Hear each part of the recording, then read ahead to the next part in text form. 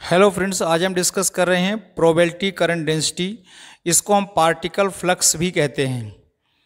हम जानते हैं कि जो वेव फंक्शन है वो पार्टिकल प्रोबेबिलिटी एम्पलीट्यूड को एक्सप्लेन करता है। इसका मतलब वेव फंक्शन को पार्टिकल प्रोबेबिलिटी एम्पलीट्यूड की तरह ट्रीट किया जाता है।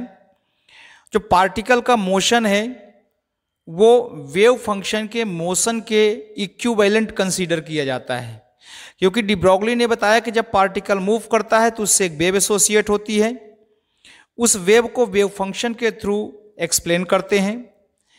इस कॉन्सेप्ट पे हम प्रोबेबिलिटी करंट डेंसिटी को एक्सप्लेन करेंगे।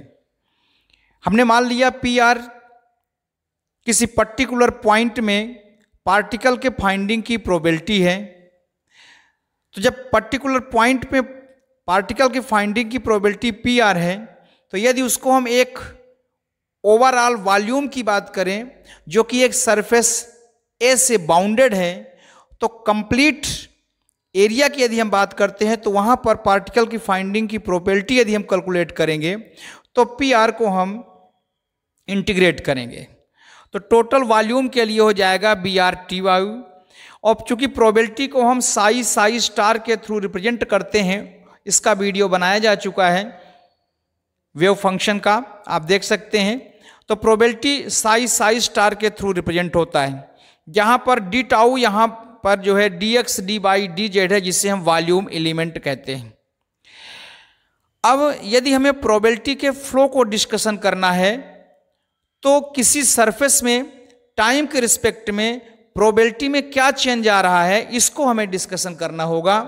यदि हम प्रोबेबिलिटी का फ्लो देखना चाहेंगे तो इस इक्वेशन को हम टी के रिस्पेक्ट में हम डिफ्रेंशिएट कर देंगे। तो ये हो जाएगा d p upon d t equal to d upon d t, और साई स्टार डी टाउ हो गया। यहाँ जो इंटीग्रेशन है और जो डिफ्रेंशिएशन है डी अपान डी टी, ये इंटरचेंज हो सकता है। तो डी अपान डी टी को हम साई स्टार के साथ जब लिखेंगे तो डिफरेंशिएशन में हो जाएगा first function into second function का differentiation plus second function into first function का डिफरेंशिएशन। तो यहाँ साई का into d psi star upon d t हो गया, फिर साई स्टार का जो इंटू है d psi upon d t हो गया, first function into second function के कॉन्सेप्ट से आया। तो ये हो गया इक्वेशन 1, और यहां से आप देख सकते हैं ये इक्वेशन हो गया 2। अब हम श्रोडिंगर टाइम डिपेंडेंट इक्वेशन से जानते हैं minus h cross square upon 2m del square psi plus V psi equal to i h cross d psi upon d t. ये हो जाएगा श्रोडिंगर टाइम डिपेंडेंट। अगर इसका हम कॉम्प्लेक्स कॉन्जुगेट लेते हैं तो कॉम्प्लेक्स कॉन्जुगेट में साई की जगह साई स्टार लिख दिया जाता है, जैसा कि इक्वेशन 4 में दिखाया गया है। अब हम इक्वेशन 3 में साई स्टार को मल्टीप्लाई करेंगे और इक्वेशन 4 में साई को मल्टीप्लाई करके उसको सब्ट्रैक्ट कर देंगे। तो सब्ट्रैक्शन के थ्रू जो होगा उसको हम देखते हैं। तो यहाँ पे हमने इक्वेशन 3 में साई स्टार को और इक्वेशन 4 में साई को मल्टीप्लाई करके सब्ट्रैक्ट कर दिया, जो कि आप देख सकते हैं यहाँ पे इसका सब्ट्रैक्शन है, मैथमेटिकल पार्ट है। यहाँ से फिर हम h cross square upon 2m common ले लिया। तो जब h cross square upon 2m common लेंगे तो ये हो जाएगा psi star del square psi, यहाँ से psi star del square psi, और ये माइनस का पार्ट है इसलिए इसको बाद में लिख दिया गया, तो minus del square psi star. इसी तरह से यहाँ से हम यहाँ से minus i h cross common लेंगे तो आप देख सकते हैं ये हो जाएगा, चूँकि मल्टीप्लाई भी है तो ये हो जाएगा आपका, यहाँ आप देख सकते हैं बाई मिस्टेक हमने साई नहीं लिखा था तो हमने लिख दिया। अब minus i h cross common लेंगे तो यहाँ से बचेगा psi del psi star upon d t, और फिर minus i h cross common लेंगे तो यहाँ से बचेगा psi star d psi upon d t. ये वैल्यू हमें मिल गई। फिर इसके बाद जैसा कि हमने लास्ट अभी इक्वेशन में देखा, तो वहाँ से हम Sai d psi star upon d T plus psi star d psi upon d T की वैल्यू जब निकालेंगे तो minus i h cross upon में आ जाएगा।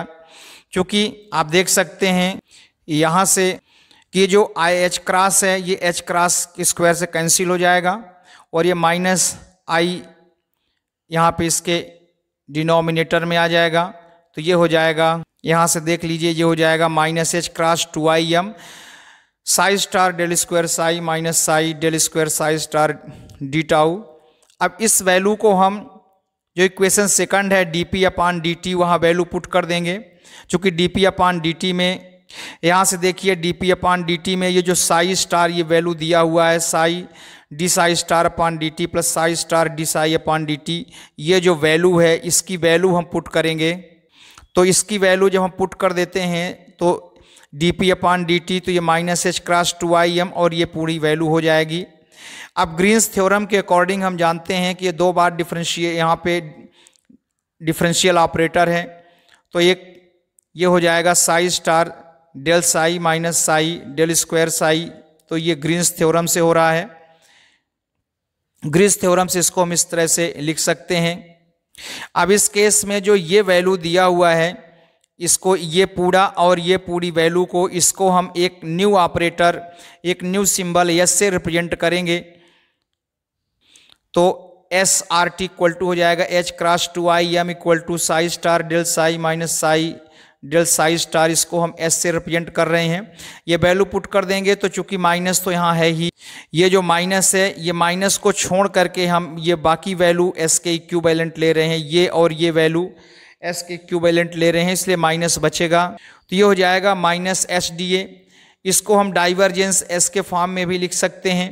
अब इसको यदि हम चेंज करते हैं तो जब चेंज कर देंगे तो ये इधर जाएगा तो प्लस हो जाएगा, तो ये हो जाएगा dp upon dt plus divergence s equal to 0, जहाँ पर s जो है ये प्रोबेबिलिटी करंट डेंसिटी है। हम जानते हैं कि जो हाइड्रोडायनेमिक्स में इक्वेशन ऑफ कंटिन्यूटी है उसका फार्मूला होता है del rho upon del t plus divergence j equal to 0, जहाँ पर रो जो है फ्लूइड डेंसिटी है और j जो है करंट डेंसिटी है। बिल्कुल ठीक इसी तरह से ये इक्वेशन भी दिया हुआ है। तो यहाँ पर जैसे वहाँ डाइवर्जेंस J है तो यहाँ डाइवर्जेंस S है, वहाँ पर J जो है करंट डेंसिटी है और S यहाँ पर प्रोबेबिलिटी करंट डेंसिटी है, ठीक सेम टू सेम। और इस तरह से हम देख सकते हैं कि प्रोबेबिलिटी में जो चेंज होता है वो प्रोबेबिलिटी करंट डेंसिटी S के फ्लो के कारण होता है। तो इस तरह से फ्रेंड्स हमने प्रोबेबिलिटी करंट डेंसिटी जिसको पार्टिकल फ्लक्स कहते हैं ये हमने डिस्कस किया। हमारे वीडियोस कंटिन्यू आ रहे हैं, आप हमारे चैनल को सब्सक्राइब करें, लाइक करें, कमेंट करें, कोई प्रॉब्लम हो तो। Thank you very much.